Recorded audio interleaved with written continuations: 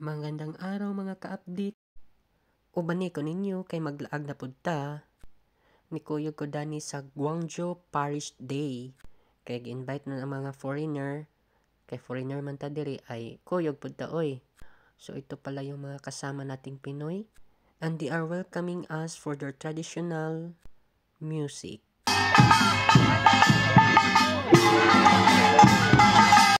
At si nanay, feeling artista. At mag-hi naman kay sa vlog ko. Dito kami umupo pagkatapos ng misa. At saka sumali ng laro.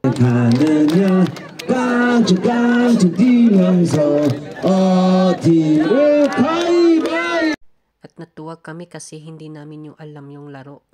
Murag bato-bato pick ramang good ni. Tapos yung paghag pa yan pero hindi ko na videohan. Itaas daw kamot, gitaas po daw nila. Awat-awat, ito na yung mga pakals guys. Yung pinakahihintay natin.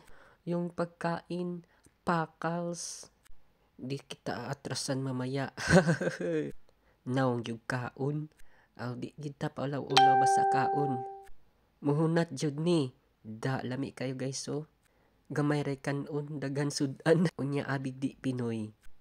Ay, yakaan na to. Kining uban party-arty, muranog na libang.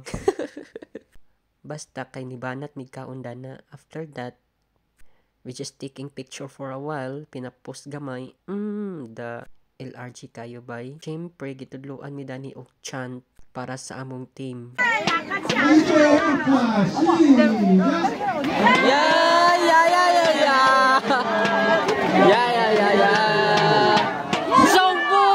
Songbo ba? Yung chant namin napakayayay. Abay, dito tayo naman sasali para maging masaya. Walang hiya-hiya na dis. Wala nang Pinoy na sumayaw. Ako lang. 자, 우리 신녀들끼리, 우리 팀원들끼리 마주보면서 마주보고. Unya, magpapildi ba day tas mga Korean? Muapil tagdagandagan dari bay. Labira. Ikat! Dahan-dahan! Dahan-dahan!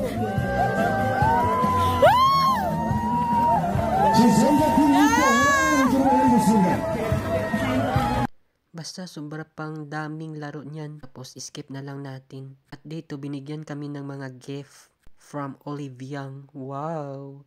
At saka naghihintay ng raffle. Free lang ang raffle pero hindi ako nabunot. Sayang yung brand new TV.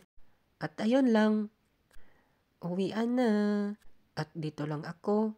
Diri ra ko taman o diri ra ko kutob. Maraming salamat.